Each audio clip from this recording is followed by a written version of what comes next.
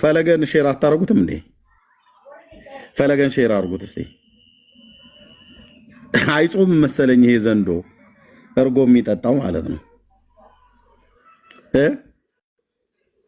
እንግዲህ በጣም በረከታችንን ስበላ የነበረው ዘንዶ አሁን የተመለከታችሁት ቪዲዮ ላይ አርባ ምንጭ አካባቢ አንድ ቦታ ላይ ዘንዶ ሰዎች አገኙ እና ዘንዶን አይተው ገደሉት እና የፕሮቴስታንት መምህርና ሌሎችም ሰዎች ሰብሰብ ብለው ምን አይነት አስታፍ እያራምዱ ነው?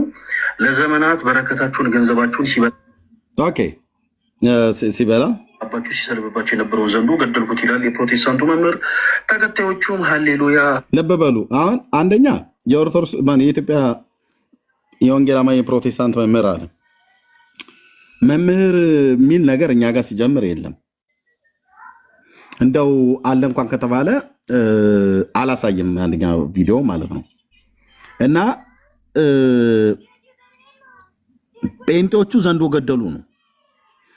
እና ይሄ ደግሞ ዘንዶ የሚበላውን አውቃለሁ እኔ እያለ ነው። ምክንያቱም አባቶቹ እርጎ ያጠጣሉ፣ እሱ ደግሞ የሚበላውን ያውቃል። ዘንዶ የሚጠጣውን ያውቃል ይሄኛው። ማነው ዘንዶ የሚበላውን ያውቃል ይሄኛው። አባቶቹ ደግሞ ዘንዶ የሚጠጣውን ያውቃሉ። አባቶቹ በአቡነ እንድርያስ ዋሻ ውስጥ እርጎ ነው የሚያጠጡት ዘንዶውን። ይሄ ደግሞ ምን እንደሚበላ ዘንዶውን ሲናገር ስሙት። አረጋዱላ ምናምን አይነት ሳፍ ያራምዳሉ። ይህንን መልእክቴ ልክ እንደዚህ ለሚታለሉ ፕሮቴስታንት እህት ወንድሞች አድርሱልኝ። ይሄ በቪዲዮ ላይ የምትመለከቱት ዘንዶ የእናንተን ገንዘብ ለዘመናት ሲበላ አልኖረም፣ በረከታችሁንም ሲሰርብ አልኖረም። ይልቁኑ ይሄ ምድራዊ የሆነ እንስሳ የጉድጓድ አይጦችን፣ አዋፍቶችንና ትንንሽ ግልገሎችን ነው እየተመገበ ይኖረው። ያውቀዋል ማለት ነው፣ ይተዋወቃሉ። ዘንዶ ምን እንደሚበላ፣ ምን እንደሚጠጣ፣ ምን እንደሚበላ ልጅየው ምን እንደሚጠጣ አባቶቹ ያውቃሉ። ጉርጥና ጊንጥ አይጠባና ምናምን ነገር እንደዚህ ነው የሚበላው አለ እና ለምንድነው ስሙ የምታጠፉት ነው? ለምን ገደላችሁት ነው? ምክንያቱም በገዳማቸው ውስጥ ተኝቶ ተጠቅልሎ በየታቦቱ አለበት ተብሎ በሚባለው ስር ሁሉ ጭምር ተጠቅልሎ ቅዳሴ ሁሉ እኮ ያስቀድሳል። ታውቃላችሁ። አባ ጊዮርጊስ ዘጋስጫ ብሎ የሚለው ወሎ ክፍለ ሀገር ላይ ያለው ቦታ ላይ በስርዓት ቤተክርስቲያኒቱ እናሳያለን፣ ቪዲዮን ከተፈለገ ማለት ነው። ይህንን የተናገረው የቤተክርስቲያኒቱ ሰው እንደሆነ እናሳያለን ቪዲዮን። ዘንዶ ተጠቅልሎ ወጥቶ እዛ ያስቀድስና ከዛ ከሚያስቀድስበት ማነው ከመንበሩ ስር ማለት ነው ቅዳሴ ካለቀ በኋላ ተመልሶ ተጠቅልሎ እዛው ይተኛል። ልብ በሉ። ይሄኛው ምንድነው የሚበላው አለ ዘንዶ። ፕሮቴስታንት እህት ወንድሞች አድርሱልኝ። ይሄ በቪዲዮ ላይ የምትመለከቱት ዘንዶ የእናንተን ገንዘብ ለዘመናት ሲበላ አልኖረም፣ በረከታችሁንም ሲሰርብ አልኖረም። ይልቁኑ ይሄ ምድራዊ የሆነ እንስሳ የጉድጓድ አይጦችን፣ አዋፍቶችንና ትንንሽ ግልገሎችን ነው እየተመገበ ይኖረው። ያውቃል። ሰው የሚያውቀውን ነው የሚናገረው። የእውነት እኮ ይሄ አሁን በጣም ሲሪየስ የሆነ ነገር እኮ ነው የተናገረው። ይሄ የሚበላውን ያውቃል፣ ይሄኛው ደግሞ የሚጠጣውን ያውቃል። እንዲሁም ወንድሜ አሁን እነቃልሶች ዘንዶውን በገበታ እያጠጡት ነበር። አሁን እኮ ሰላም የምትፈራው ምንድን ነው አለች። ስንሞት የኛ ጭንቅላት እንደሰለጎ የሚሆን እንትኑን አይተዋል። ቅዱሴ አባቶች ዘንዶውን በገበታ እያጠጡት ነበር፣ እርጎ እያረጉት አይተዋል። ገበታውን የዘንዶውን መጠጫ እዛ ላይ በዛ በኩል የለም። ከዋሻ አንድሪያስ ከአቡነ አንድሪያስ ዜና ዋሻ ወይት ፈለገ የሚበላው አይጦችና ወፎች በራሪ ነገሮችን የሚበላው የጴንጤን በረከት የሚበላ ዘንዶ የለም። እና አርባ ምንጭ ላይ የተገደለው ዘንዶ በስተት ነው። እኛ ብናገኘው ገዳማችን ውስጥ ቁጭ አድርገን አባቶቻችን እርጎ ይቀልቡት ነበር፣ እኛም ደግሞ እንመግበው ነበር እያለ ነው ፈለገ። እንግዲህ በስተት የተገኘውና የተገደለው በሌላም ጊዜ እንደስናገኝ ጨፍጭፈን ነው የምንገልልህ። ዘንዶ አምላኪ ትውልድ። ኦኬ፣ ይኸው በእነሱ ገዳም ውስጥ ግን ዘንዶ ጴንጤ ዘንዶ ሲያገኝ ይረግጥልሃል። ጴንጤ ዘንዶ ሲያገኝ ቀጥቅጦ ይገልልሃል። ምክንያቱም እርኩስ መንፈስ ነውና። ወንድማችን ትንሽ ተከፍቶ ነው እንደዚህ አይነት በእውነት እንዲህ አይነት ሀዘን በእውነት ሀዘን ላይ ነው። አየህ፣ ዘንዶ በመሞቱ የተሰማው ጥልቅ ሀዘን ፊቱ ላይ ይታወቃል። አባቶቹ እርጎ እየቀለቡ ያሳደጉትን ዘንዶ እናንተ ትገላላችሁ እንዴ? በኢየሱስ ስም እያላችሁ ነውር አይደለም እንዴ? በእውነት የጴንጤን በረከት በላ ብላችሁ ትገላላችሁ ጴንጤዎች። እሱ እኮ ያውቀዋል። እርግብና ጫጩት ምናምን ነገር ነው እየበላ ያደገው አለ። እና እንደዚህ በዕለተ ሰንበት ሰውን እንደዚህ በሐዘን መምታት የሆነ ተገቢ አይደለም። እንትን ማን ነው መጽናናትን እሺ ኦኬ። በነፈለገ ቤተክርስቲያን ግን ዘንዶ እንደዚህ እንደ ጴንጤስ ያገኙ እየቀጠቀጡ አይገሉም። ሁለተኛ እንዳይለመዳችሁ። ለማንኛውም አዲስ ገዳም እየተሰራ ነው። የአቡነ አረጋዊ ገዳም ከድንጋይ ተፈልፍሎ አዲስ ገዳም እየተሰራ ነው። ታዲያ ምን ይላሉ? ገዳሙ ውስጥ ታፕ ኮፒ ሊንክ ሼር አድርጉት። በጣም ሁለቴ ስትራይክ መጥቶብኛል። ታፕ ኮፒ ሊንክ ሼር አድርጉት። የሚጠብቅ ዘንዶ እግዚአብሔር ሰጥቶናል እያሉ ነው። ቆይ ይህን ቪዲዮ አይተን እንምጣና እኔ በአማርኛ ተረጉምላቸዋለሁ። ታሪክ ወይ ደመና ምስና አቡነ አረጋዊ ዝመሳሰል ታሪክ አለው። ያው እዚህ ተጠቅልሎ ተኝቶ ታዩታላችሁ። ሰላም አህዋት አጋጣሚ ሐዘልና ልቦታ አቡነ አረጋዊ ደብረ ዳሞ ወይ ደማ ከረታ ደብረ ዳሞ እና ታለ ጽዋ ወርዳስ ሐቲ ታላቴሎ ወይዳ ያው ወይ ምንም አማርጋ ማህና ታለ ጽዋ ሲክሰና ነርከፍ እዚህ ትሪው ዘለኹም ፍልፍል ቤተክርስቲያን ታው ጅመር ዳርጋ አመት መልእ ሓደ ወራ ታሪክ ወለ ዓመት ናሰት ሓደ ወራ ገይሮለ ያው ዳርጋ 5% ሰሪለ ያው ብዝገር መሰለ ማን ማንቲ ሓደ ታሪክ አውዝ ቤተክርስቲያን ዘገጥምናለ ታሪክ ታዩ ያው ለካተማ አቡነ አረጋዊ ደብረ ዳሞ ግዲው ገበር ወይም ደመና በተመን ተጠምጥም ደይወም ሆነ ዝንሪው ምናምን ስለው ወይማ ተሰላሉ ነው። ወገኖች በደንብ ሼር አድርጉት ፕሊዝ ፕሊዝ። እዚህ ያላችሁ ሁላችሁ ለ60 ሰው ለ60 ሰው ማድረግ ትችላላችሁ። በደንብ ቴንክ ዩ። ሓደ ተባቀለ አውዝ ቤተክርስቲያን ማለት ያው እንድሪያ ለዘለና ያው እዚህ አቡነ አረጋዊ ደመና ይገዳም እዚህ አማርዲያ ሆኖ እና ሐለው ደመና ያው እዚህ ቤተክርስቲያን ተቀመጠ። ያው በአቡነ አረጋዊ ገዳም ውስጥ በህይወት ያለ ኦርቶዶክስ እርጎ እያጠጣች እየቀለበች የምታኖረው ዘንዶ ማለት ነው።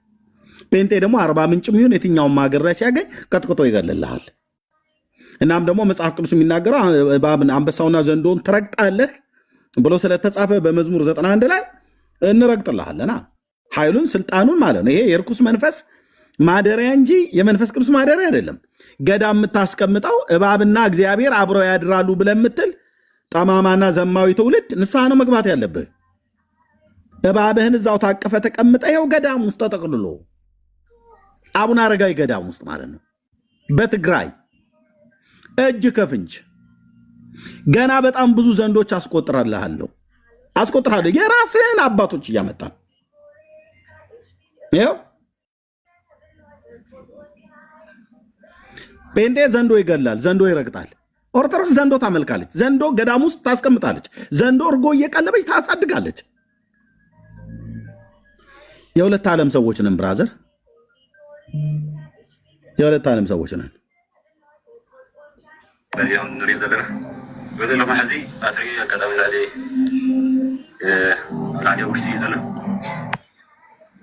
እንዳያችሁት ነው። በጣም ያሳዝናል። አሁን ምን ማድረግ አለብን? ስለ ህዝባችን መጸለይ አለብን። እባብ የሚከበርበት ዘንዶ የሚሰገድለት ዘመን መጥተዋል። ዘንዶ ይጠብቀናል ብለው ቤተክርስቲያናችን ዘንዶ ይጠብቃታል ብለው ለዘንዶ ስልጣን ሰጥተው ህዝባችን ወደ ሲኦል እየነዱት ይገኛል። ያለን አማራጭ እግዚአብሔር አምላክ እንዲረዳን ህዝባችን ነፃ እንዲወጣ ሁላችን ኦኬ። ማርያም ራሱ ዘንዶን እየፈታችሁ ተለቀዋለች። በዘንዶ እየተጠበቀ የሚገኘው ገዳም እኚህ ድንቅ አባት አለቱን ፈልፍለው የሰሯቸው ዋሻዎች በውስጡ የተለያዩ ክፍሎች አሉት። ክፍሎቹም በቅዱሳን ስም የተሰየሙ ናቸው። የመጀመሪያው ክፍል ቤተ በዓታ፣ ከዛም ቤተ ዮሐንስ፣ ቤተ አቡነ ሐራ፣ ቤተ አማኑኤል፣ ቤተ መድኃኔዓለም በመባል ይታወቃሉ። እነዚህ ሁሉ ነገሮች መገኛ ገዳም የዘንዶ አስራ በዓታ ማርያም ገዳም ይሰኛል። ከተመሰረተ ገና 2 ዓመት ያልሞላው ገዳም በመጀመሪያ አቀማመጡ ቦታው የጣዖት ማምለኪያ እንደነበር አባታችን ይናገራሉ። በዚህ ቦታ ቁንጮ ያለው ዘንዶ ይመለክ ነበር። በሬ ይታረድለታል፣ በግ ይሰዋለታል። በዙሪያው ከ20 በላይ ጸበሎች አሉ። ወደፊት ግን 44 ጸበሎች ይፈልቃሉ ተብሎ ነው በአባታችን በመልአከ ሰላም በኩል ያለው የታየው ራእይ። በቦታው ያለው ዘንዶ ሰው ወጥቶ እንዳያስደነግጥ ፈጥና ለምታማልደው ለእናታችን ለቅድስት ድንግል ማርያም መስራቹ አባታችን ቢነግሯት ጸሎታቸውን ልመናቸውን ሰምታ ዘንዶን አሰረችላቸው። አደጋ ጊዜ ግን ሲመጣ ራሷ እመቤታችን ትለቀዋለች። አባታችን መልአክ ራሷችን እመቤታችን ብለው የሚሏት ከዘንዶ ጋር በጣም ቀረቤት አላት። ወዳጅ ናቸው። ሲያሻት ትይዘዋለች፣ ሲያሻት እንደ ውሻ እንደሚለቁ ትለቅብሃለች። ዘንዶን ትለቅብሃለች ልታስነክስ። ዘንዶን አትረቅጠውም፣ ዘንዶን አትገድለውም። ትይዘዋለች፣ ከዛ እንደገና ደግሞ ትለቀዋለች። ዘንዶን ማለት ነው ሂድ ንከሳቸው፣ ዋጣቸው ብላ ማለት ነው። ራሷ ከዘንዶ አትሻልምና የቷ እቺ በስዕል ላይ የምታዩት ራሷ ከዘንዶ አትሻልም። በግሪክ ሀገር እባብ ብለዋ ላይ የሚጨፍርባት የሚደንስባት ናት። ቪዲዮ አሳያለሁ። ኬፋሎኛ በሚባለው ስቴት ላይ ከዚ በፊትም አሳይተናል። እባብ ብለዋ ላይ ሲደንስባት ሲጨፍርባት ከነ ልጆቿ አክሮባ ሲገለባበጡባት የምትውል ማለት ነው። ኢትዮጵያ ውስጥ ደግሞ መታ ዘንዶ ታስራለች ብለው ይላሉ። ከዛ እንደገና ደግሞ ሲያሻት ደግሞ ዘንዶን ትፈታለች።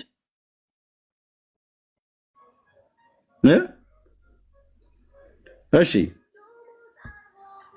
እዚህ ቅዱስ ቦታ ላይ ይህ ቅዱስ ቦታ 5 ነብሮች ከላይ ቦሌ አራብሳ አቦ የሚባል አለ። በዚህ አድርጎ በዚህ ቂርቆስ የሚባል አለ። በታች አድርጎ አሁን በምታዩት በዚህ አድርጎ በጫካው እየመጡ ከዚህ 5 ነብሮች ከዚህ ከገዳሙ በታች ካለው ከገዳሙ ጫካ ከዚያ እየመጡ ይውላሉ። አንድ ቀን ከቦሌ አራብሳ አቦ ይደርሳሉ። በዚያ እንደገና ተመሶ እዚህ ደርሰው ይወጣሉ። ገዳሙን ልክ እንደ አቡነ ተክለ ገብረ መንፈስ ቅዱስ ባለሟት በተሰጣቸው መሰረት ከአራብሳ አቦ ተነስተው ከዚህ ከስላሴ ገዳም ተነስተው ከአራብሳ አቦ የሚጎበኙ 5 ነብሮች አሉ። እኒህ በገዳሙ በዚህ በጫካ ውስጥ ሲመላልሱ ይገኛሉ። ዘንዶ አሁን ከምታዩት ከዋሻው ቤተክርስቲያን ከላይ አሁን ከምታዩት ከ3ቱ ሾላዎችና ከጽዱ ስር ካለው በታች ላይ ትልቅ ዘንዶ አለ። ይሄ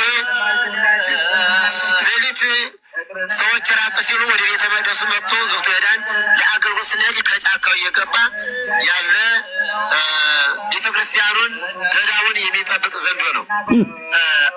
አሁን ቅድም እዚህ ቅዱስ ቦታ ላይ ይህ ቅዱስ ቦታ 5 ነብሮች ከላይ ቦሌ አራብሳ አቦ የሚባል አለ። በዚህ አድርጎ በዚህ ቂርቆስ የሚባል አለ። በታች አድርጎ በጣም ሪፖርት አለ ወንድሞች፣ በጣም ሪፖርት አለ። ሪፖርት በጣም አለ። እዚሁ ቁጭ ብላችሁ ላይቭ ሰስፔንድ እየሆነ ነው። እዚሁ ቁጭ ብላችሁ ማድረግ እየቻላችሁ ማለት ነው። አብዛኞቻችሁ ታብም ማድረግ እየቻላችሁ ሼርም ማድረግ እየቻላችሁ ያው እንግዲህ ታውቃለህ የዘንዶ መንፈስ ምናልባትም እዚህኛው ቡት ውስጥ ያለ ሰዎች አብረው ሊጋሩ የሚችሉ ሰዎች አይጠፉ። ግን ለምን ሼር እንደማታደርጉት አይዶ ነው ወንድሞች እና እህቶች፣ ለምን ሼር እንደማታደርጉ አይዶ ነው። ይህንን ያመጣሁት ለምንድን ነው? ይሄ ሰው በሀዘን ላይ ነው ያለው። በጣም የእውነት እግዚአብሔር መጽናናትን ይላክለት ብለን በል እንግዲህ የሚያጽናና እግዚአብሔር ነው። በእርግጥ ለምንድነው ፊቱ እንደዚህ ያዘ ነው የጠቆረው? ዘንዶ ተገደለ። ምን ያገናኛቸዋል ታዲያ ከዚህ ልጅ ጋር?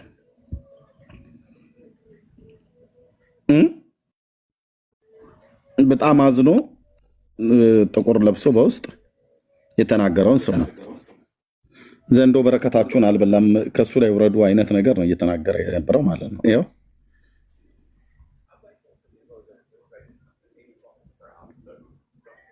አሁን የተመለከታችሁት ቪዲዮ ላይ 40 ምንጭ አካባቢ አንድ ቦታ ላይ ዘንዶ ሰዎች ትልቅ ዘንዶ እንግዲህ በጣም በረከታችንን ስበላ የነበረው ዘንዶ አሁን የተመለከታችሁት ቪዲዮ ላይ 40 ምንጭ አካባቢ አንድ ቦታ ላይ ዘንዶ ሰዎች አገኙ እና ዘንዶን አይተው ገደሉት እና የፕሮቴስታንት መምህርና ሌሎችም ሰዎች ሰብሰብ ብለው ምን አይነት አስታፍ እያራምዱ ነው? ለዘመናት በረከታችሁን ገንዘባችሁን ሲበላባችሁ ሲሰልብባችሁ የነበረውን ዘንዶ ገደልኩት ይላል የፕሮቴስታንቱ መምህር። ተከታዮቹም ሀሌሉያ ሀርጋዱላ ምናምን አይነት ስታፍ ያራምዳሉ። ይህንን መልእክቴ ልክ እንደዚህ ለሚታለሉ ፕሮቴስታንት እህት ወንድሞች አድርሱልኝ። ይሄ በቪዲዮ ላይ የምትመለከቱት ዘንዶ የእናንተን ገንዘብ ለዘመናት ሲበላ አልኖረም፣ በረከታችሁንም ሲሰልብ አልኖረም። ይልቁኑ ይሄ ምድራዊ የሆነ እንስሳ የጉድጓድ አይጦችን አዋፍቶችንና ትንንሽ ግልገሎችን ነው እየተመገበ ይኖረው። ያቃል ቤተሰብ ናቸው፣ ይተዋወቃሉ፣ የቅርብ ወዳጅነት አላቸው። ገዳማቸው ውስጥ ተኝቶ ተጋድሞ ነው የሚውለው። ቤተክርስቲያናቸው ውስጥ ገዳማቸው ውስጥ እርጎ ያጠጡታል አባቶቹ። እሱ ደግሞ የሚበላውን ያውቃል። አባቶቹ የሚጠጣውን ሲሰጡት እሱ ደግሞ የሚበላውን ያውቃል። እና ጴንጤው ተሳስታችኋል እያለ ነው። በረከት ነው የበላው ነው ብላችሁ ያላችሁት፣ እሱ ግን አይጥና ጉርጥ ጊንጥር የሚበላው የምናጠጣው እርጎ ነው እያለ ነው። አባቶች እርጎ ያጠጡታል በአቡነ እንድርያስ ዋሻ ውስጥ፣ እሱ ደግሞ አይጥር የሚበላውና ለምደው ስሙን የምታጠፉት እያለ ነው። እና ከዚህ የተነሳ በጣም ከባድ የልብ ሐዘን ላይ ነው ያለው። ለምን ተገደለ? ምን ዘንዶ አይደረግም። በኦርቶዶክስ እንደዚህ አይደረግም። እውነቱን ልንገራችሁ፣ በኦርቶዶክስ ዘንዶ ጸበል ጠባቂ ነው። ዘንዶ ጸበል ቀጂ ነው። ይኸው እንደሚናገሩት መነኩሴው ማለት ነው። ያገኘው ተቆፍሮ ነው ወይስ በራሱ ጊዜ ነው የወጣው? ጽላቱ ከዛው ከጸበሉ ሲቆፈር ከጸበሉ ጋር ነው የተገኘው። በጸበሉ ስር ነው የተገኘው። የኔ ልጅ ብዙ ዓመታት የቆየ ጽላት ነው። ልብስም አለ። ከዛ የተገኘ አሁን ራሱ እዛ ጸበሉ ላይ ራሱ መቅዳት የሚችለው ዘንዶ አለ። በህልም ታይቶት ነው የሚቀዳው እንጂ ማንኛውም ሰው ገብቶ ያንን ጸበል መቅዳት አይችልም። ጸበል የሚቀዳ ዘንዶ አለ። ገዳም ውስጥ ተጋድሞ እንደ ሰነፍ ሰው ተኝቶ የሚውል ዘንዶ አለ። የሚጠጣ እርጎ የሚጠጣ ዘንዶ ጸበል የሚቀዳ ያው ይላል። መነኩሴ ነው ያለው። እኔ አንድ እነሱ ከተናገሩት ውጭ ምንም ነገር የምናገረው ነገር የለም። አንዲት ያው ዘንዶ የሚቀዳ ማነው ጸበል የሚቀዳ ዘንዶ ያሉት ያው መልሼ ላሰማ መልሼ አንዲት ቃል አልጨምርም። ያገኘው ተቆፍሮ ነው ወይስ በራሱ ጊዜ ነው የወጣው? ጽላቱ ከዛው ከጸበሉ ሲቆፈር ከጸበሉ ጋር ነው የተገኘው። በጸበሉ ስር ነው የተገኘው። የኔ ልጅ ብዙ ዓመታት የቆየ ጽላት ነው። ልብስም አለ። ከዛ የተገኘ አሁን ራሱ እዛ ጸበሉ ላይ ራሱ መቅዳት የሚችለው ዘንዶ አለ። በህልም ታይቶት ነው የሚቀዳው እንጂ ማንኛውም ሰው ገብቶ ያንን ጸበል መቅዳት አይችልም። ማንኛውም ራሱ ጸበሉን ለመቅዳት በህልም ማየት አለብህ። ጸበሉን የሚቀዳው ዘንዶ ስለሆነ የሚጠብቀውም ዘንዶ ነው። ኦኬ ቤተክርስቲያኒቱ ዘንዶ በዘንዶ ሆናለች። እባብ ባይዘወይ ሰውም ሲሳደቡ አይታችሁ ከሆነ 666 ዘንዶ ነው የሚሉት ይወዳሉ። ኦርቶዶክሳውያን ከዘንዶ ጋር በጣም የቀረበ ቃል ኪዳን ያላቸው ገዳማቸው ውስጥ ተኝቶ ነው የሚያድረው የሚውለው። ሚዩት አድርገው ምን ሆነ የምታው ምንም አባቶችን ነው ሄደተው እኔ እኮ መረጃ ነው ዘንዶ ነው ታውቃለህ። ዘንዶ አይቼም አላውቅም። አንተ አታውቅም። እኔ ስለ ቤተክርስቲያኒቱ ነው። እኔ ሮያል አልኩ እንዴ? አላልኩም እኮ። እኔ ስለ ቤተክርስቲያኒቱ ነው እየተናገርኩ ያለሁት። እነሱም ስለ ሮያል አይደለም እየተናገሩ ያሉት። አንተ ቤተክርስቲያኒቱ ልጅ እስከሆንክ ድረስ ያው ቤተክርስቲያኒቱ ስትነሳ አንተም አብረህ መነሳት አይቀርም። እርጎ እያጠጡ እኮ የሚያሳድጉት አባቶች ናቸው፣ ገዳማውያኑ ባህታውያኑ። ዘንዶ አቡነ እንድርያስ ገዳም እርጎ ይጠጣል። በህልም አይተው ጸበል ይቀዳል። አብረውትም ያድራሉ፣ ይተኛሉ፣ ያስቀድሳል ሁሉ እና ጴንጤዎች ደግሞ ይገላሉ። ጴንጤዎች እንረግጠልሃለን፣ እንገልልሃለን። እና ፊቱ እንዴት እንደከሰለ እዩት። ሐዘን ላይ እንደዚህ በቃ ውስጡ የተጎዳ ሰው አታውቁም። በቃ መግደል አልነበረባችሁም። አርባ ምንጭ ላይ ያለውን ጴንጤዎች በእውነት በጣም ነው የሚያሳዝነው። መቼስ ሐዘን አንደርስ ነገር የዘንዶ ነፍስ ይማር አንል፣ ግን እንደዚህ ሰውን በሐዘን እስክትመቱ ድረስ ነውር አይደለም በእውነት። ለሁለተኛው ጊዜ ዘንዶ ስታገኙ እባብ ስታገኙ እንዳትገሉ።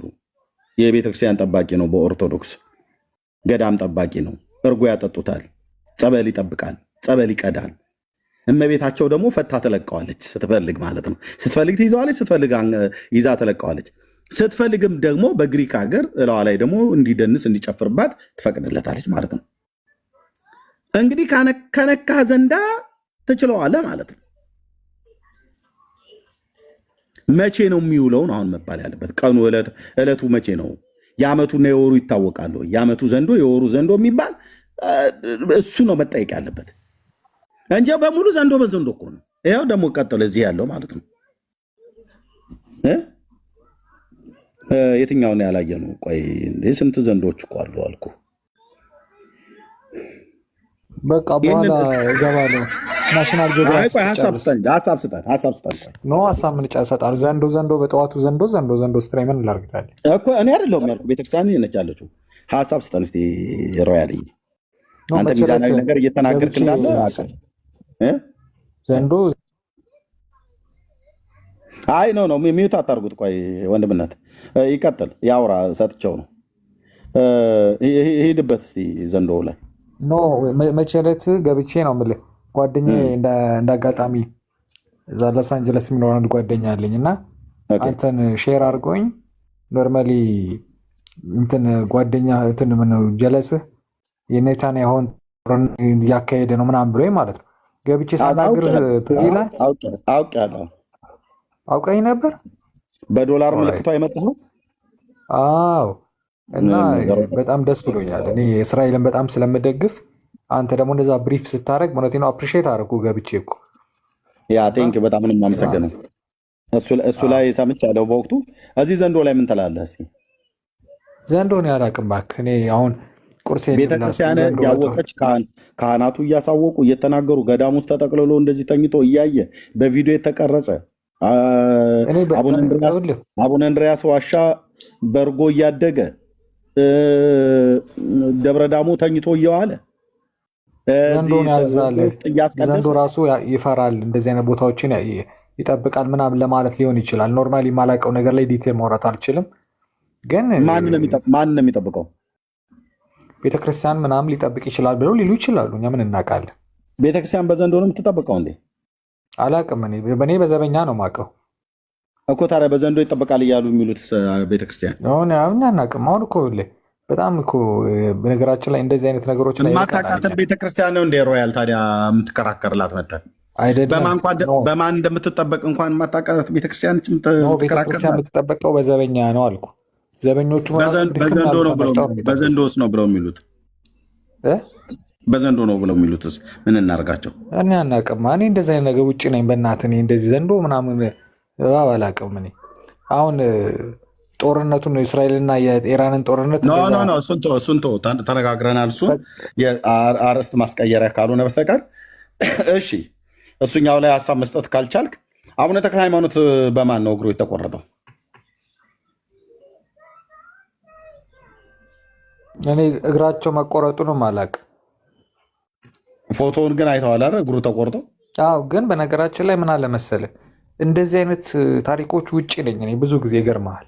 ለምንድን ነው ብትለኝ አቡነ ገብረ መንፈስ ቅዱስ ምናምን ብትለኝ አላውቅም። ለምን ነው ከዚህ ታሪክ ውጭ የምትሆነው?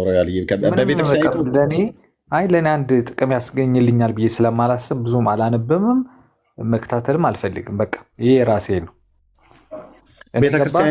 ቤተክርስቲያኒቱ የምታስተምረውን ትምህርት አታምንበትም ማለት ነው? ኖ አለማመን ሳይሆን አሁን ለምሳሌ እኔ ልጄ ልጅ አሁን እያደገች ነው። አሁን ልጄ ወደፊት እንደዚህ አይነት ታሪኮች ብነግራት በቃ ግራ የሚገባትን ታሪክ እንደዚህ አይነት ነገሮች ሊገባት አይችልም። ስለዚህ እኔ የሚገባኝን መጽሐፍ ቅዱስ ባነብ እመርጣለሁ ለራሴ። ታዲያ አንተ ለራስህ ልጅ ሮያልዬ፣ ቆይ ለራስህ ልጅ እንዴት ተጠንቀቀ ነገ ልጄን በነግራት ሊያሳፍር የሚችል ታሪክ፣ ግራ ሊያጋባት የሚችለውን ታሪክ እኔ ዝም ብዬ ገንዘብ አድርጌው አክሴፕት አድርጌ ለልጄ ነገ እምነትሽ ይሄ ነው፣ እምነታችን ይሄ ነው፣ ከእናቴ ከአባቴ የተቀበልኩት ይሄ ነው፣ አንቺም ተቀበይ ብዬ ስለ እባብና ስለ ዘንዶ ላወራት አልችልም ብለህ ለልጅ ይሄን ያህል ከተጠነቀቅ ለዚህ ትውልድ ለምን እንደማትጠነቀቀው? እዚያውም በጣም ብዙ ኦርቶዶክሳውያን ገብተዋል። ከእባብ ጋርና ከዘንዶ ጋር እንደዚህ አይነት ዕቃ ዕቃ ጨዋታ የሚጫወቱ በገዳም ውስጥ እየተኛ በገዳም ውስጥ እርጎ እየተቀለበ እየጠጣ የሚያድግ ዘንዶን ቤተክርስቲያን ጠባቂ ነው፣ ጸበል ጠባቂ ነው፣ ይቀዳል፣ ያሳልማል፣ ይቀድሳል፣ ያስቀድሳል እያሉ ብሎ የሚሉትን ለምን አንዳትላቸውም? ለልጅ ሀገር ቤት ባለ በኑሮ ውድነት ሰው የሚበላዋቶ ዘንዶ እርጎ እየሰጡ ነው የምትለው አልገባኝም። ላሰማህ መልሼ ላሰማህ። አይቶቶ ዘንዶ ናሽናል ጂኦግራፊ ሆነ እኮ። ይኸውልህ ግን ምን አለ መሰለህ እንደዚህ አይነት ነገሮችን ብዙዎቻችን እኛ አናቅም፣ ሙሉ ለሙሉ አናቅም ማለት እችላለሁ። እኔ አሁን ኦርቶዶክስ ነኝ፣ ያውም ደግሞ አክራሪ ኦርቶዶክስ በጣም እምነቴ የምደግፍ ሰው ነኝ እና እንደዚህ አይነት ነገሮች አይገባኝም። እኔ ለማይገባኝ ነገር ጊዜ ለምን እሰጣለሁ? ለምሳሌ እዚህ ያሉትን አንድ ሁለት ሰዎች ልጠይቅ። ቆይ አንድ ሁለት ሰዎች ልጠይቅ። ዳንዬ ማይክ ክፈት ካለ ዳኒ አለህ? ዳኒ ኦርቶዶክስ ሆነ እንዴ? እሺ ወንድም ነህ? እንዴት ነህ? ሰላም አለሁ። እንዴት ነህ? ዘንዶ ቤተክርስቲያን ይጠብቃል፣ ጸበል ይቀዳል ምናምን ነገር እንደ ሲባል ሰምተህ አታውቅም?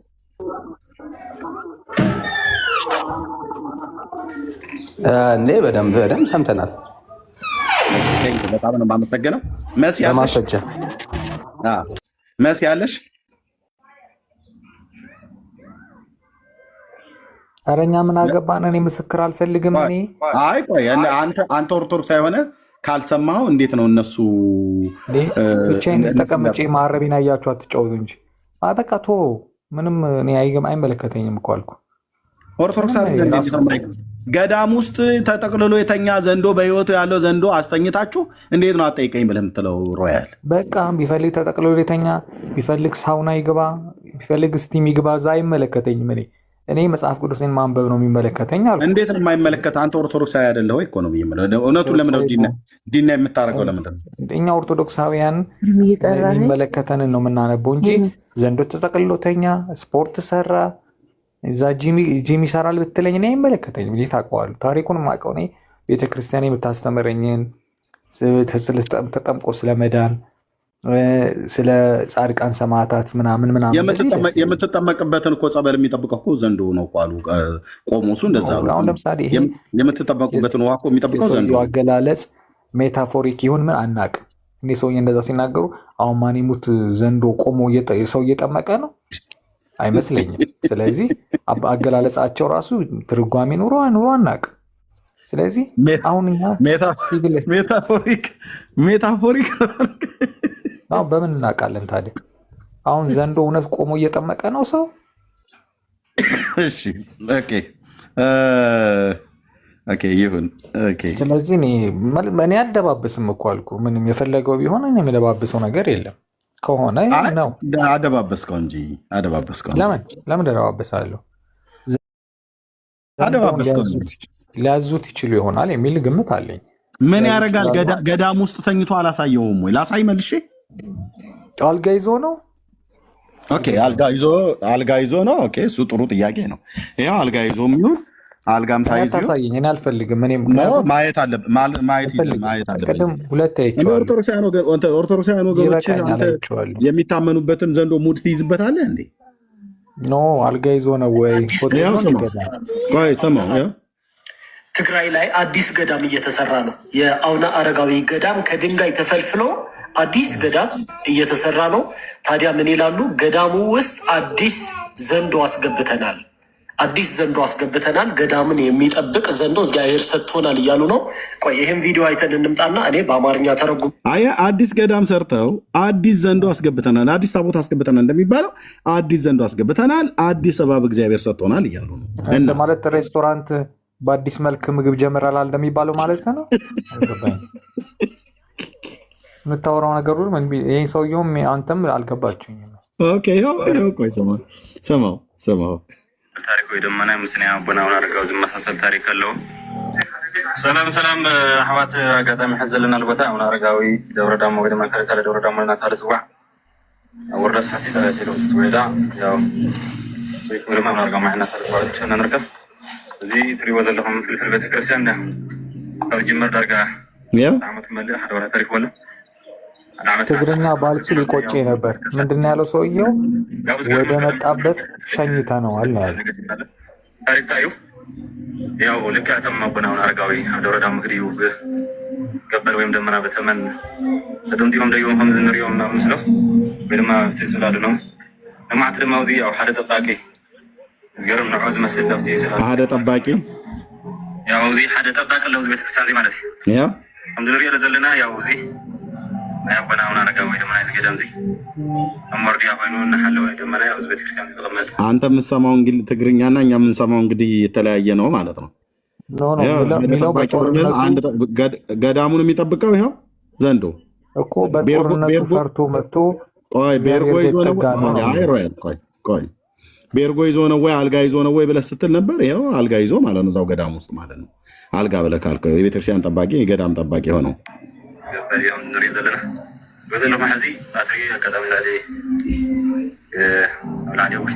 ችናት ኦርቶዶክስ በእውነት ችነች። በዚች ሃይማኖት መኖር ምንኛ መታደል ነው ይለዋል። ከነባቡ ጭምር ቁጭ ያለ ዘንዶ አምላኪ ትውልድ ማለት ነው። በስዕል ብቻ አይደለም አቡነ አረጋዊ ፎቶ ላይ የሚስሙት፣ በህይወትም እንደዚህ አስተኝተውት በዛው አብረው ያድራሉ፣ አብረው ይውላሉ። ሐዋርያዊት ቤተክርስቲያን በእውነት አባቶቻችን ያቆዩልን ቅድስት ንጽሕት ምንም እንከን የማይገኝላት ባህረ ጥበባት ስንዱ እመቤት ብሎ ይልሃል። የሐዋርያቱ ትምህርት አያችሁት? እንደዚህ ነበር እባብ እያስተኙ በእውነት እነ ጴጥሮስ። ቆይ ማለት ዘንዶ ኢትዮጵያዊ ነው? እኔ አፍጋኒስታዊም በለው የራሳችሁ ነው። ኦርቶዶክሳዊ ነው እንጂ ኦርቶዶክሳዊ ነው። ኦርቶዶክሳዊ ሰይጣን አለ ታውቃለህ። ኦርቶዶክሳዊ ያው እንትን መጥቆራ ማለት ነው ታውቀዋለህ። መልሳችሁ ምንድነው? የምጠራው ሰይጣን ነው ምናምን ማን ነበር ስሙ? ተመችቶኛል። ናይጄሪያዊ ነው ምናምን ስም ቧጨሮ ነው። ይሄን ምን አልክ? እዚህ ምን አልክ? ናይጄሪያ ድረስ ምን አስኬደ? ይሄንን ጨርስና ከዛ ወደ ናይጄሪያ ትሄዳለህ። አላውቀውም ማለት ኖርማሊ እንትኑ ፕሮፋይል ምናምን የለውም ማለት ቲክቶክ ይጠቀማል። የዘንዶ ነው የምታወራው ከሆነ ቲክቶክ የሚጠቀም ከሆነ ፕሮፋይሉን ሰምተሰገኝ ገብቼ ሰርች አደርጋለሁ። በራስ ላይ ነው የምትቀልደው። ግን እዩት ይሄ ነው ዘንዶ አይደለም፣ ኤአይ ነው። ኤአይ ነው።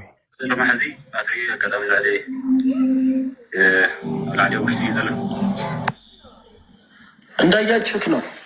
በጣም ያሳዝናል። አሁን ምን ማድረግ አለብን? ስለ ህዝባችን መጸለይ አለብን። እባብ የሚከበርበት ዘንዶ የሚሰገድለት ዘመን መጥተዋል። ዘንዶ ይጠብቀናል ብለው ቤተክርስቲያናችን ዘንዶ ይጠብቃታል ብለው ለዘንዶ ስልጣን ሰጥተው ህዝባችን ወደ ሲኦል እየነዱት ይገኛል። ያለ ላይ አለብን ለዚች ቤተክርስቲያን እውነቴ ነው እያምላችሁ እንደ ቤተክርስቲያን ነው እባብ እየቀለች የምታሳድገው እንደ ቤተክርስቲያን። ይሄ ሐሰት አይደለም። የራሷ ልጆች እየመሰከሩ ያሉት ነው። ሀገር ቤት እህል የሚኖርበት ቪዲዮ አደረግኩኝ እና ያለ እኔ እምነቴ ነው። አሁን እኮ ሰላም የምትፈራው ምንድን ነው አለች። ስንሞት የኛ ጭንቅላት እንደሳለጎ የሚሆን እንትኑን አይተዋል። ቅዱሴ አባቶች ዘንዶውን በገበታ እያጠጡት ነበር፣ እርጎ እያረጉት አይተዋል። ገበታውን የዘንዶውን መጠጫ እዛ ላይ በዛ በኩል የለም። ከዋሻ አንድሪያስ ከአቡነ እንድሪያስ ላይ ናለ ዋሻ ተክለ ሃይማኖት እኔ አይመስለኝም። እንደገና ደግሞ እንትኑን ምንድን ይባል ሀገር ቤት ዋሻ እንድሪያስ የሚባለው ሰሜን ሸዋ ውስጥ ነው። አባቶች በገበቴ ምን ያጠጡታል? እርጎ። ዓርብ ሮብ አይጾምም ማለት ነው የኦርቶዶክስ ዘንዶ። እርጎ ዘንዶ ያደልቡልሃል።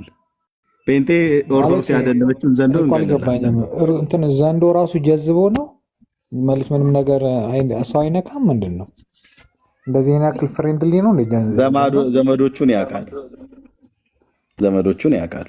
ዘመዶቹ ናቸው ማለት ነው። አዎ ዘመዶቹን ያውቃል። በሃይማኖት ታዲያ እንዴት ዘመዶቹ ባይሆን በሃይማኖት ስምምነት ባይሆናችሁ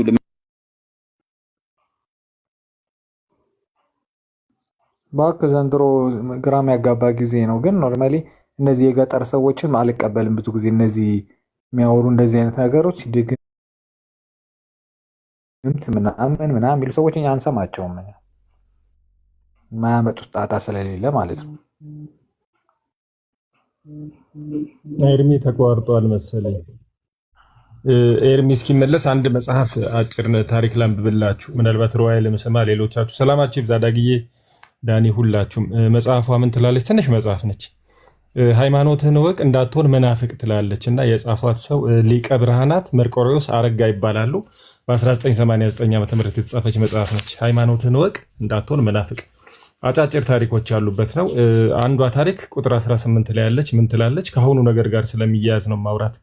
በወሎ ክፍለ ሀገር በቦረና አውራጃ የጻድቁ የጋስጫ ቅዱስ ጊዮርጊስ ቤተክርስቲያን አለ።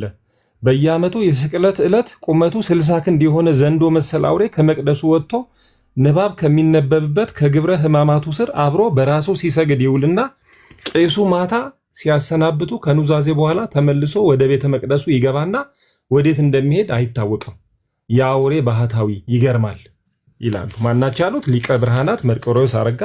ሃይማኖትህን እወቅ እንዳትሆን መናፍቅ እንዳትሆኑ እንደዚህ አይነት ታሪክን ስታውቁ እምነታችሁ ይጠነክራል እያሉ ነው። 60 ክንድ የሆነ ዘንዶ ነው ይወጣል። ከመቅደሱ ወጥቶ ንባብ ከሚነበብበት ከግብረ ሕማማቱ ስር አብሮ በራሱ ሲሰግድ ይውልና ቄሱ ማታ ሲያሰናብቱ ከኑዛዜ በኋላ ተበልሶ ወደ ቤተ መቅደሱ ይገባና ወዴት እንደሚሄድ አይታወቅም ይላል። ቤተ መቅደስ ውስጥ ነው የሚገባው። እንግዲህ ከዛ በኋላ ስግደት አምልኮ ሲደረግ ለሱም ጭምር ነው ማለት ነው የሚደረገውና አብሮ ነው እንግዲህ ኮሌግ ነው ማለት ነው፣ ፍሬንድ ነው ማለት ነው። እዛ ጋር ማንም ደብተራ የጻፈውን እኛ አንቀበልም እኮ አንዱ ደብተራ ጽፎት የኢትዮጵያ ኦርቶዶክስ ቤተክርስቲያን መጽሐፍ ነው። ሊቀ ብርሃናት መርቆሬዎስ አረጋ ይባላሉ። አንዴ ጆ ድገመው አልሰማሁም፣ ዞር ብዬ ስለነበር ጆ ድገመው። ምንድን ነው ያነበብከው? መጽሐፍ ነው መጽሐፍ ነው። ሃይማኖትህን እወቅ እንዳትሆን ምናፍቅ የምትል ትንሽ መጽሐፍ ነች። ከየት ነው ያገኛት? አለች እንትኗን እያሳየው ላስነበብ እችላለሁ። ኤርሚ ካለም ለእኔ በውስጥ እንድትልክልኝ ብዬ ነው። አሳየን እያለው ነው ያለች ነገር ነች፣ ትነበባለች። እሺ እንትኗ ስለተበጣጠሰችብኝ ነው። ሊቀ ብርሃናት ሃይማኖትን እወቅ እንዳትሆን መናፍቅ የምትል መጽሐፍ ነች። 1989 የታተመችው ምን ይላል? ይሄ 18 ቴዲ ጋ አይጠፋም። ምናልባት ቴዲ ሊያውቀው ይችላል። ቴዲን ነገ ስለማገኘው ይዣ ትሄድና ነገ ፊዚካሊ እንገናኛለን። ከቴዲ ጋር ጉዳይ አለ። አናገረውና አስፈልገዋለሁ። ምን ይላል? ኤርሚ ያልሰማህ? በወሎ ክፍለ ሀገር በቦረና አውራጃ የጻድቁ የጋስጫ ቅዱስ ጊዮርጊስ ቤተክርስቲያን አለ። በየዓመቱ የስቅለት ዕለት ቁመቱ 60 ክንድ የሆነ ዘንዶ መሰል አውሬ ከመቅደሱ ወጥቶ ንባብ ከሚነበብበት ከግብረ ሕማማቱ ስር አብሮ በራሱ ሲሰግድ ይውልና ቄሱ ማታ ታውቃለህ ሲያሰናብቱ ከኑዛዜ በኋላ ተመልሶ ወደ ቤተ መቅደሱ ይገባና ወዴት እንደሚሄድ አይታወቅም። የአውሬ ባህታዊ ይገርማል እያለ ይቀጥላል። የአባ ጊዮርጊስ ዘጋስጫ ቤተክርስቲያን ነው ወሎ ውስጥ። ልክ ነው። ቅድም ሳወራው ነበረ። ይሄ በደንብ ነው የሚታወቀው እና ልብ በሉ እንግዲህ ዘንዶ አምላኪው ማን ነው? ከዘንዶ ጋር ጥብቅ ቁርኝነት ያለው የወንጌል አማኝ ፕሮቴስታንት ወይስ ኦርቶዶክስ? ኦርቶዶክስ። ኦኬ። ይጠብቁ ዘንድ መላእክቱን ስለአንተ ያዛቸዋል ነው ተብሎ የተባለው። እኛ እግዚአብሔር ራሱ ነው የሚጠብቀን።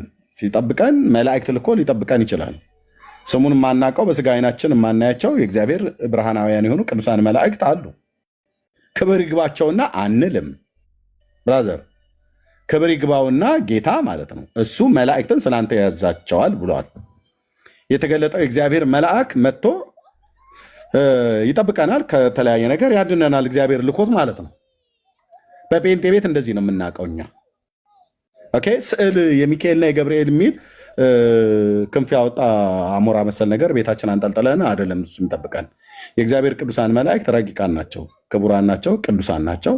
እግዚአብሔር ሲልካቸው መጥተው ይራዱናል። መጽሐፍ ቅዱስም ይህንን ይነግረናል።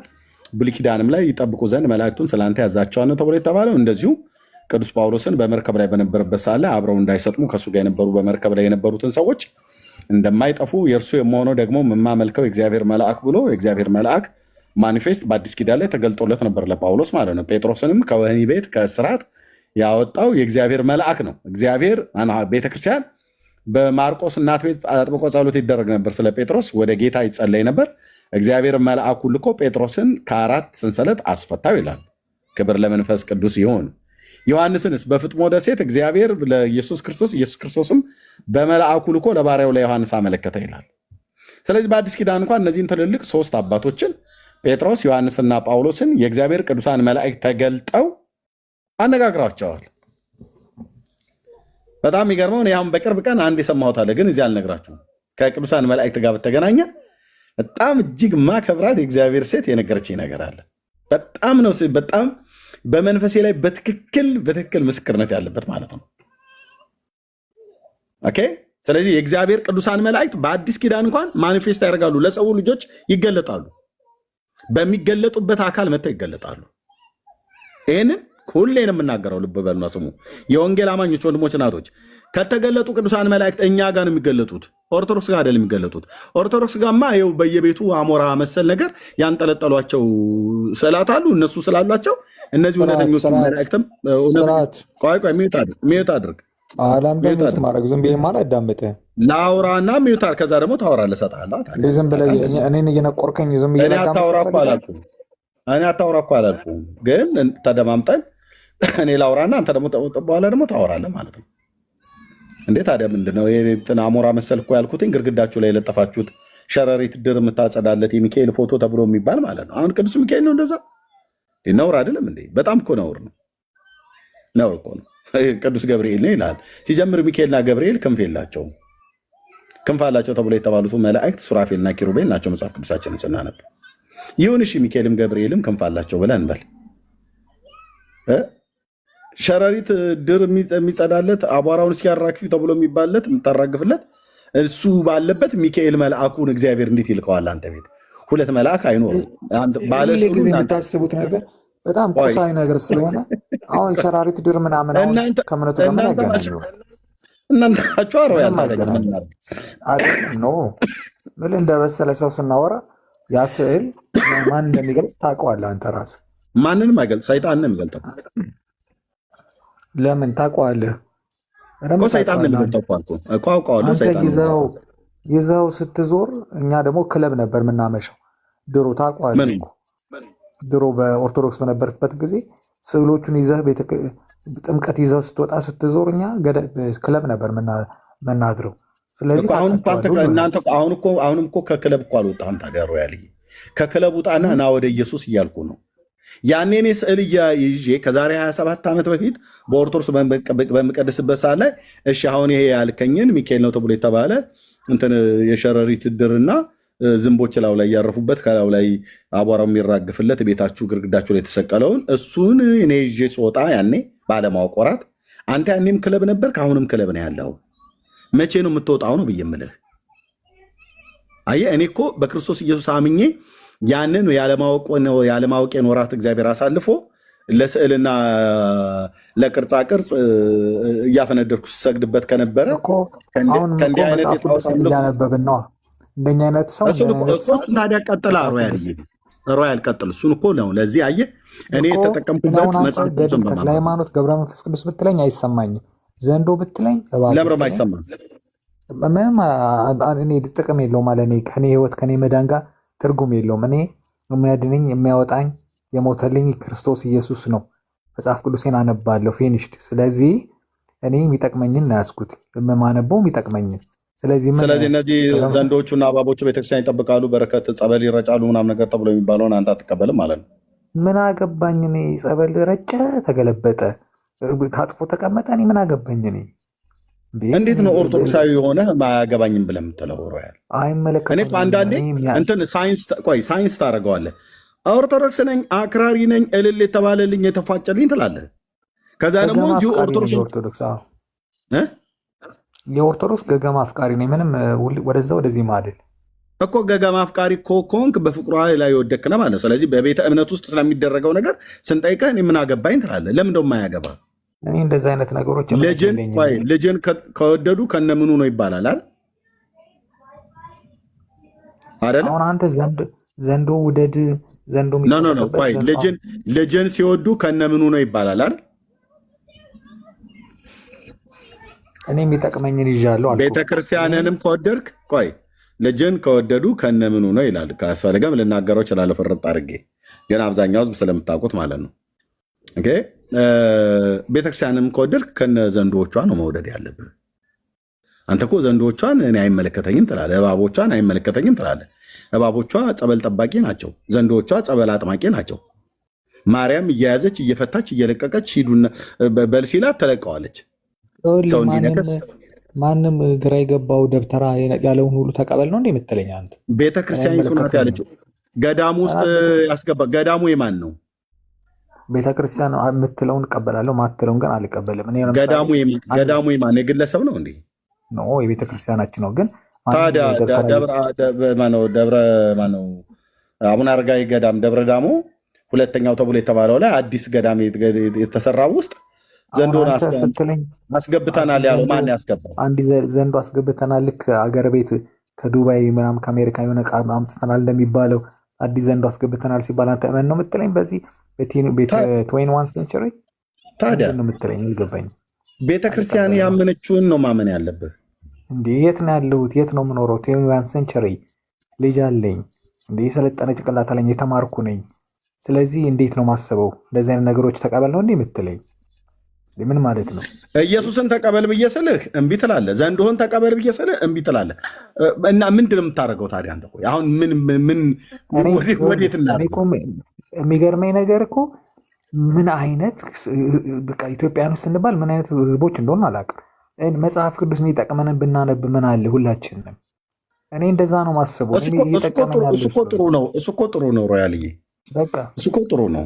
አሁን በቅርብ ነው የጀመርከው። አንተም እኮ አታውቅም ነበር እሱ። እኔ እኮ አንድ ነጥብ አስቀምጬልሃለሁ። በቃ መጽሐፍ ቅዱስ አስጀምረኛል። ለማንም ኦርቶዶክስ ሳይለኝ አንድ ጴንጤው መጽሐፍ ቅዱስ አስጀምር ግድ የለም ብለኸኝ አስጀምረኛል። በቃ እግዚአብሔር ይባርክ። እኔ መጽሐፍ ቅዱሴን አነባለሁ ስፈልግ እየተዝናናው፣ መንፈሴ ደግሞ ወደ እግዚአብሔር ሲጠጋ መጽሐፌን እያነበብኩ ከዛ በኋላ አካሄዴን አስተካክላለሁ። ግን ስለዚህ አሁን መጽሐፍ ቅዱስ ማንበብ ስለጀመርክ ነው ዘንዶ ቤተክርስቲያን ብታስገባም አስገብተንላችኋል አስወጥተንላችኋል ብላ ብትልም አልቀበልም ብለህ የምትለው መጽሐፍ ቅዱስ ስላነበብክ ነው አይደል? እንደዚህ ማንም አይቀበልም። ማንም ብትለው አይቀበልም። እንዴ እንደዚህ ገጠራ ገጠር ውስጥ ያሉ እነዚህ አንዳንድ ደብተራዎች የሚሉትን ሁሉ ነው እንዴ ተቀበሉ የምትለው? እንደ ይሄስ እንትን ቦሌ አራብሳ ያለው አዲስ አበባ ከተማ አይደል እንዴ? ምንድን ነው የሆነው? ቦሌ አራብሳ ላሳይህ። ቶባክ ዘንዶ ነው ሆነ። ነብሮችና ዘንዶች በአራት ነብሮች እና በዘንዶች በጅቦች ሁሉ የሚጠበቅ ማለት ነው። እሱን ናሽናል ጂኦግራፊ ላይ ያዋሉ ችግር የለም።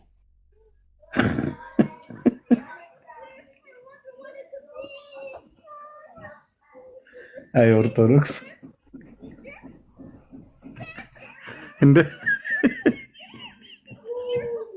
እንደ ሮያል አይነት አላጋጭ ትውልድ ገዳም ውስጥ ተጋድሞ የሚውል ዘንዶ እርጎ የሚጠጣ ቢራ ሳይሞካከር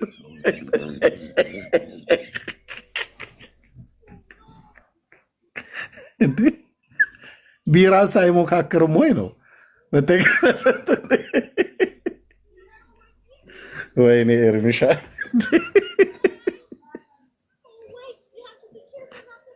ቤተክርስቲያን እኛ ጋር የለም ዘንዶ። አሁን እዚህ ዚኦሎጂ ጋርተን ውስጥ የለም ዘንዶ።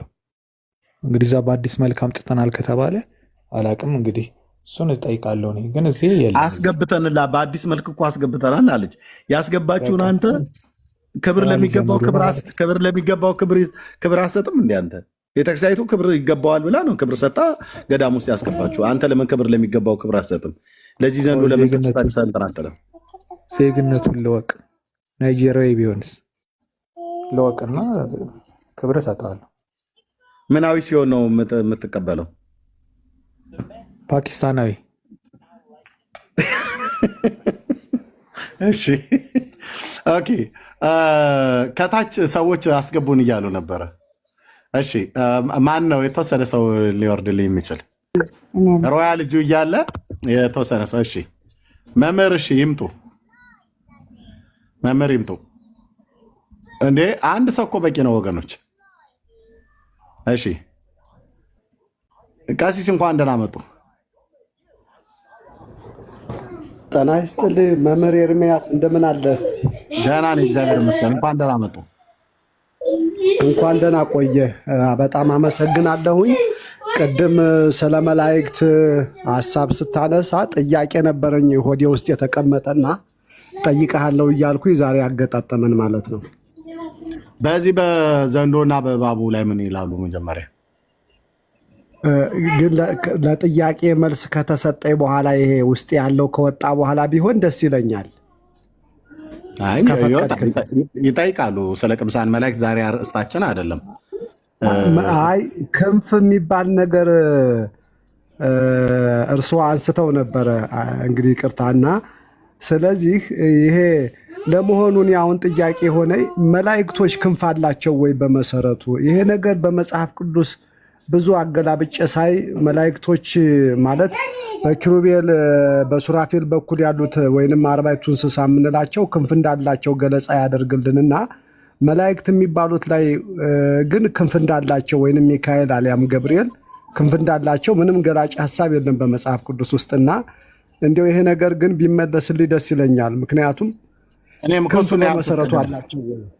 ቀሲስ እኔም ያልኩት ቅድም ሱራፌልና ኪሩቤል እንዳላቸው ይነግረናል በትንቢተ ኢሳይያስ መጽሐፍ ምዕራፍ 6 በትንቢተ ሕዝቅኤል መጽሐፍት ምዕራፍ 1 ላይ በሁለቱ ነቢያትና በሌሎችም ቅዱሳን ነቢያት መጽሐፍት ላይ በራእየ ዮሐንስ ላይም በራእየ ዮሐንስም ላይ እንደዚሁም በሙሴ መጽሐፍት ላይ ሁሉ ጭምር ዘጸአት መጽሐፍ ምዕራፍ 25 ላይ ጭምር ይናገራል።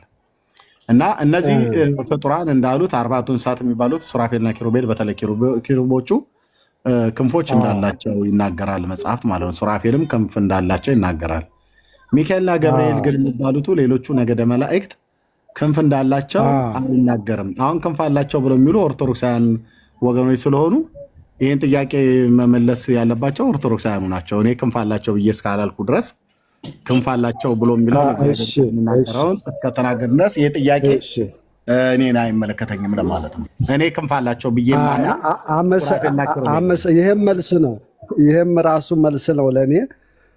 እኔ በጣም ግራው ስለገባኝ ነው። ምክንያቱም በእርግጥ ያው ያደኩበት ስለሆነ ብዙ ተቃውሞ ባላሰማም ግን ከድሮ ጀምሮ ጥርጣሬ አለኝ። ምንድነው ይሄ ክንፋቸው ከየት መጣ?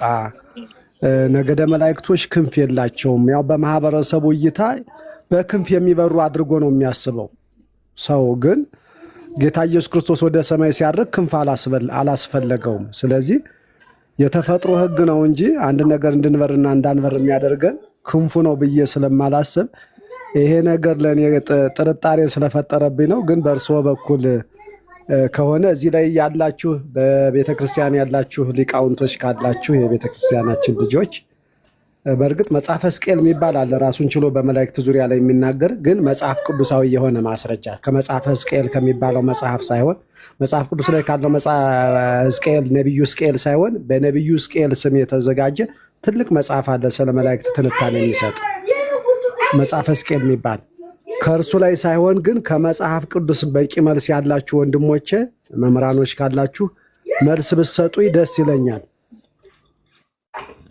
አዎ ግቡና መልሱላቸው ለቀሲስ።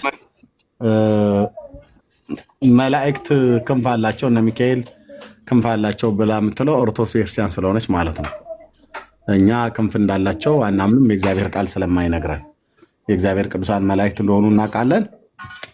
የሚመልስ ሰው ካለ መመለስ ይችላል ማለት ነው። እናመሰግናለን። እሳቸው የኦርቶዶክስ ናቸው?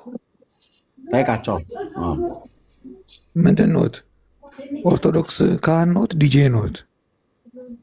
ምንም አይገባኝም። ቤታቸው በሰላም ነው? በጠዋቱ ጠጥተሃል እንዴ? አዎ ትንሽ። በቃ ከጠጣ ጋር ነው የምትግባባው። እየጠጣው መስላለሁ። ምንድን ነው እርሶ የኦርቶዶክስ ነው? መጀመሪያ አፍህን በመልካም ነገር አሟሸው። ዲጄ እንዴት ያወቁ? ካህኑ ነው ዲጄ ማለት እንዴት አወቁ? ግዕዝ አይደለ ዲጄ? ቆይ በደምብ ተረጋጋ። ካህኑ ሁሉ ስታየው መሀይም ነው የሚመስልህ? እሺ ዲጄ ማለት ትርጉሙን ንገር። እሱ እንግዲህ ጠፍቶ ከሆነ ስለ ዲጄ ከሆነ መነጋገር ያለብህ ግባና በውስጥ መስመር ልተርጉምልህ። እየሰማኸኝ ነው? ባዕድ ቋንቋ ምጠህ ሳይሆን እኔን መጠየቅ ያለብህ በተነጋገርነው ሀሳብ ላይ የኦርቶዶክስ ቤተክርስቲያን ልጅ ከሆነ እርሶ ታዲያ ገና ካሁኑ ተማሪ ካልሆነ ደግሞ አንተ ገና ሰላምታ ሳትለይ ገና ሳንተዋወቅ እርስዎ ዲጄ ነዎት ብለህ ማንሳት የለብህም። እሱ አስፈላጊ አይደለም፣ አይመጥንም። እሺ ታዲያ መላእክት ክንፍ አላቸው የላቸውም ብለው የሚናገሩ እንዴት ካህን ነው? ክርስቲያኒቱ ልጅ አይደለህም። በቤተ ክርስቲያኒቱ አላደክም አይደለም። ስለ እንግሊዝኛ ቃላት መጻረ ቃላት ጠይቀህ መልስ ለማግኘት ይቅርና በቤተ ክርስቲያኒቱ ያሉትን መጻሕፍቶች ያላነበብ፣ ቅኔ ቤት ያልገባህ፣ አቋቋም ያላወቅ፣ ድጓ ያላወቅ፣ ጾም ያላወቅ። ኧረ ኳስ በመሬት የምን ቅኔ የምን አቋቋም? እኔ አቋቋም ማውቀው የሞዴሎችን ነው። ኧረ ምንም አላውቅም። እንደ በደንብ ስለ እንደዛ ከማለት በፊት በቤተ ክርስቲያኒቱ መጻሕፍቶች ለጠየቁት ጥያቄ መልስ መስጠት ከሌለ ሌሎች ሊቃውንቶች እንዲመልሱልኝ በር መክፈት ነው እንጂ ስድብ ማንጓጠጥና ሌላ ኃይለ ቃል መናገር ይቅርታ አድርጉልኝ ከሰደብኩት። ንግግራችን ስፒሪቹዋል ነው፣ እየተነጋገርነው ያለው መንፈሳዊ ነገር ነው። በመንፈሳዊ ዙሪያ ብቻ ነው መናገር ያለብን እንጂ ስለ ሙዚቃ ዓለም አይደለም የምትነግረኝ። አሁን አየሁት ሙዚቃ እንደሚያውቁሉ አወቁኝ። ከባድ ሰው ነው ጥርሶ። እሺ ግን ሰው አይደለሁም። ሰው የሚያውቀውን ሁሉ ሰው ከፍሎ ያውቃል።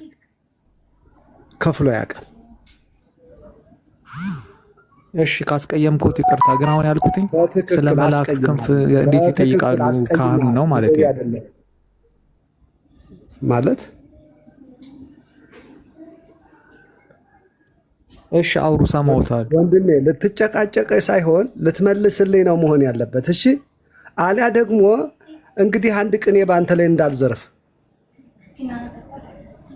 ይዝረፉ፣ እኔ ፖሊስ ካልያዘሁት። ይህ ሰውዬ ትንሽ አያውቀውም። ቅኔ ዘረፋ የሚባለውን አያውቀውም። እንደው ቀሲስዬ ከቻሉ አንድ ትንሽዬ ነገር ብለው ቢሉ በጣም ደስ ይለናል። ለመኑ ይከውን ንብረተ ሀካይ ለመኑ ጉባኤ ቃና ይበቀዋል። ለመኑ ይከውን ንብረተ ሀካይ እስመ ተርፈ ዘራ እያርቦተ ነዋይ ዘአይ። እደግመዋለሁ። ለመኑ ይከውን ንብረተ ሀካይ የሀካይ ገንዘብ ለማን ይሁን? ምንም ለማን ይሁን? ሀካይ ያለምንም ገንዘብ ቀርቷልና፣ ባዶውን ቀርቷልና። በቃ አንተ ሀካይ ነህ። እግዚኦ ለመኑ ይከውን ንብረተ ሀካይ እስመ ተርፈ ዘራ እያርቦተ ነዋይ ዘአይ።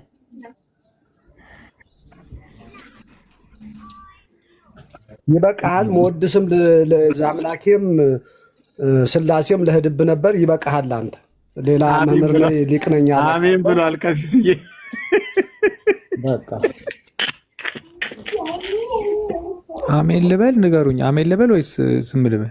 አይ ሳይገባህ አሜን አትበል። እሺ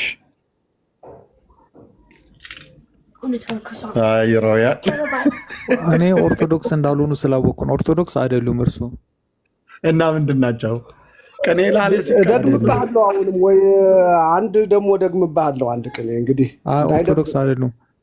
ፕሮፋይላቸው ስገባ ስለ አሜሪካ ጦርነት፣ ስለ ትራምፕ ምናምን ነው እንዳለ ሁሉ ነገራቸው። እንዴ ታዲያ ማን ነው የማያወራው? አሁን በዚህ ጊዜ ስለ ጦርነቱ፣ ስለ እስራኤልና ስለ ኢራን ማን ነው የማያወራው? ሙዚቀኛም እንትንም ይሰማሉ፣ ሙዚቃም ይሰማሉ። አይ በቃ ለጠይቁ ጥያቄ መልስ አልሰጠህም። ሮያል እዚህ ለጠየቅኩም አልመለስክም፣ እሳቸውም ለጠይቁት አልመለስክም። ክንፍ አላቸው ወይ መላእክት እንዴ ብለው ይጠይቃሉ? ትልቅ ሰው አይደሉ እንዴ? ካህን ከሆኑ መመለስ ነው። ካቃተ እሳቸው ካህን ሆነው ጥያቄ ከሆነባቸው ጠየቁ።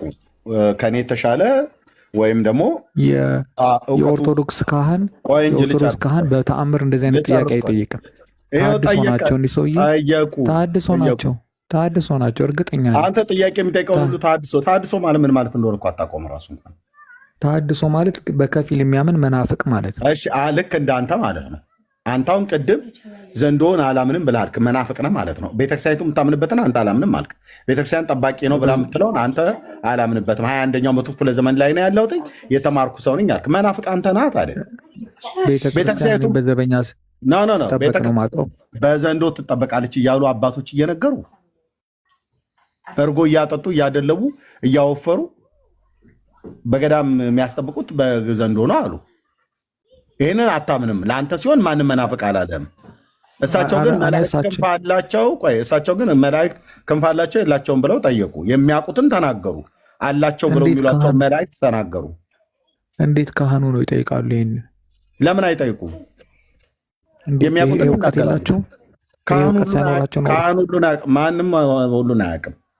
ከእውቀት ከፍሎ ነው የሚያውቀው። እዚህ ፕላኔት ላይ ሁሉን አውቃለሁ ብሎ የሚል ማንም የለም። ከእውቀት ከፍለን ነው የምናውቀው። እንኳን እሳቸው አይደለም ቅዱስ ጳውሎስ እንኳን ከእውቀት ከፍለን እናውቃለን ያለው። መጽሐፍ ቅዱስ የማታ ተምረው ይምጡ። አንተ አትመልስላቸው። ምን መሰለህ የግል እንትን እንዳናደርገው ቅድም ተናግሬያለሁ። ሰው እንደመሆናችን መጠን ከእውቀት ከፍለን እናውቃለን። እኔ በቤተ ክርስቲያኒቱ ያደግኩ ቢሆንም በቤተ ክርስቲያኒቱ ያላወቅኳቸው ነገሮች እንደሚኖሩ እርግጠኛ ነኝ። እንዲሁ ደግሞ አንተም በተመሳሳይ ከፍለህ እንደምታውቅ እርግጠኛ ነኝ። ሁሉን አውቃለሁ አላልኩኝም። ነገር ግን የጎደለኝ ነገር ካለ እንድትሞላለኝ ነው። መሙላት የማትችል ከሆነ ደግሞ ባዶ ማሰሮ ከሆንክ ሌላ ሰው እንዲሞላልህ በሩን መክፈት። ማሰሮ ምንድን ነው? የጾም ምግብ ነው። እንግዲህ ማቴዎስ ወንጌል ምዕራፍ 25 ላይ ሄደህ አንብብ። ምዕራፍ 25 ቁጥር 1 ጀምረህ ማሰሮ እዚያ ላይ ይነግርሃል። ማሰሮ የዘይት መያዣ ነው። እሺ ለሮያል ይህን ጥያቄ ልጠይቀውና ከዛ ወገኖች የሚቀጥሉት ካለ ይቀጥሉና እንግዲህ ከቤቱን እንኳን ከከፈትን 1 ሰዓት ከ25 ሆነ። በዘንዶ ላይ ብሎ የቀለደ ትውልድ እንደዚህ ነው በመረጃ እንዳለ የምናሰጣው ማለት ነው። እና ይሄንን ጥያቄ ሲል ጠይቀው ካወቀ ማለት ነው። ቅድም ጠይቄህ ነበረ፣ ከቻልክ መልስልን፣ ካልቻልክ ደግሞ ትተዋለህ። አቡነ ተክለ ሃይማኖት እግሩ እንደተቆረጠ ታምናለህ አይደል ሮያል? ወይስ ይህንን ማታምንም? እንደ ዘንዶ አላቅም፣ ምንም እንደሆነ እንኳን አይደለም ምን መቆረጣቸውንም አላቅም። ይኸው ስዕሉ ላይ የሚታየው ታዲያ ምንድን ነው? አንደኛው እግሩ እኮ የተቆረጠ ነው። አላቅም፣ ድንገት አንተ ያልከው እንደሆነ አላቅም። ማለት አንተ ሳልከው ማለት ሳይሆን እኔ አላቀውም፣ እንደዚህ ታሪኩን አላቅም። የሳቸውን 7 ዓመት ስለ እናንተ ሲጸልዩ እግሩ ተቆረጠ ብሎ የሚለውን ታሪክ አታውቀውም? እኔ አላቅም። ኦኬ። ስለዚህ አንተ ከኦርቶዶክስ አይደለም ማለት አይደለም። ስለ ገድል ምናምን እኮ እኛ እናነብም። ገድሉን ለጴንጤ ትተን እኛ መጽሐፍ ቅዱስ ላይ ነን አሁን ያነበብን ያለ ነው። ያውም ትናንትና እኔ አንብብ እየላልኩ ለእኔ ነው ይሄንን የምታወራው። ኤርሚያስ እንደዚህ አትበለኝ። ባለፈውም አንባቢ አንተ ና ታዲያውን ጴንጤ ናንተ መጽሐፍ ቅዱስ ማንበብን ለጴንጤ ልታስተምረው ነው አይደለም? ስማ መጽሐፍ ቅዱስ አንብብ ብለህ መከርከኝ። አመሰግናለሁ ወንድሜ ብዬ ጀምር። እና ታዲያ አንተ ቆይ ምን እናቅሩሃለሁ? የእግዚአብሔርን ቃል የምታነበው አንተ ትናንትና አንብብ ተብለህ ማንበብ ጀመረህ። ጴንጤ ገድል ለሚያነበው መጽሐፍ ቅዱስ አያነብም፣ መጽሐፍ ቅዱስ አያውቅም ብለህ ትላለህ። አሁን እኛ ተውን እኮ ነው ያልኩህ።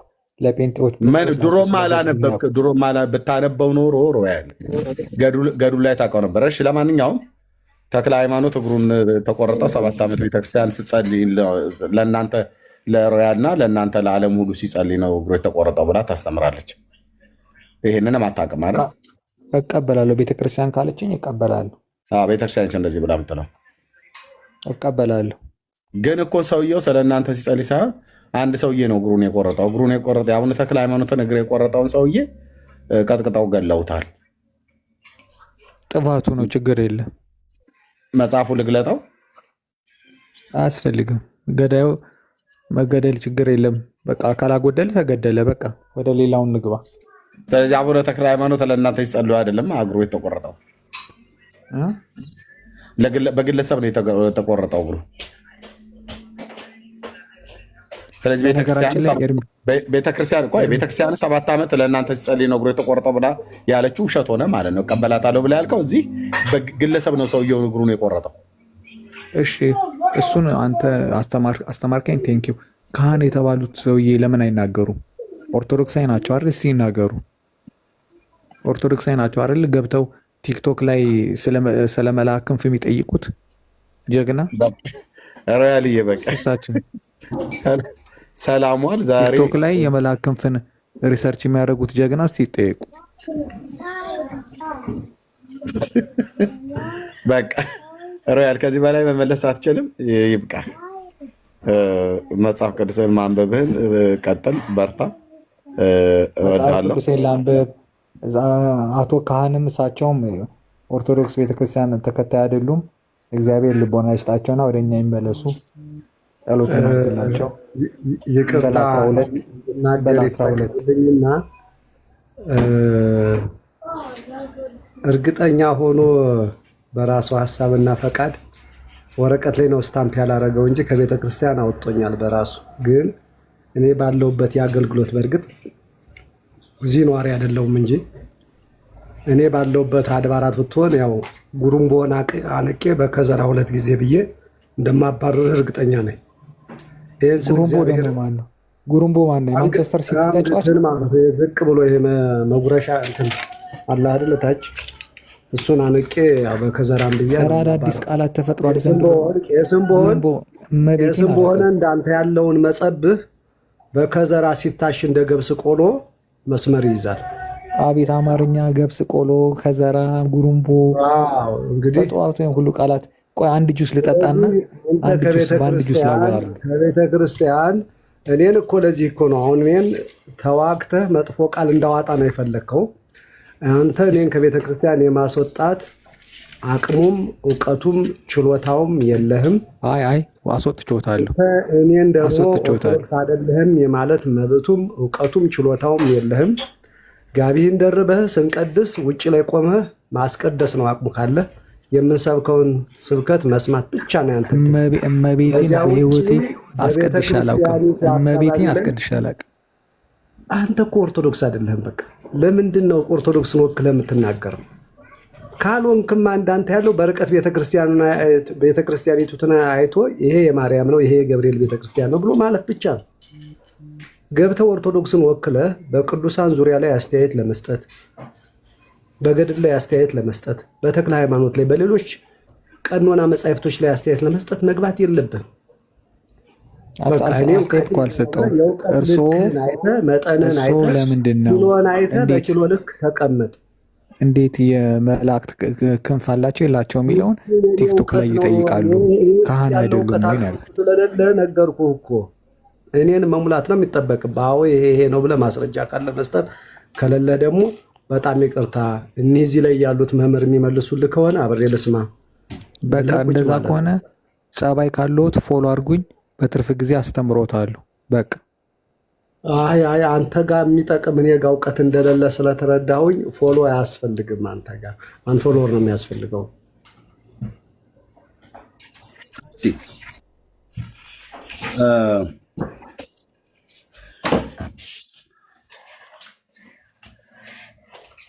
እሺ ሮያል የራስን ሰዎች እንኳን እንዴት በምን አይነት መንገድ እንደምታናገር በእውነት በጣም ነው የሚዘገንነኝ። በእውነት እኚህ አባታውን እኔ አውቃቸዋለሁ፣ ኦርቶዶክሳዊ መሆናቸው ማለት ነው። መሆናቸውንም በሚያስመሰክር ማንም በማያውቀው ቅኔ ለመማር ቅኔ ለማወቅ ምን ያህል ዘመን ሊፈጅ እንደሚችል በትንሹ እንኳን ከተባለ 7 ዓመት ምናምን ነገር ማለት ነው። እና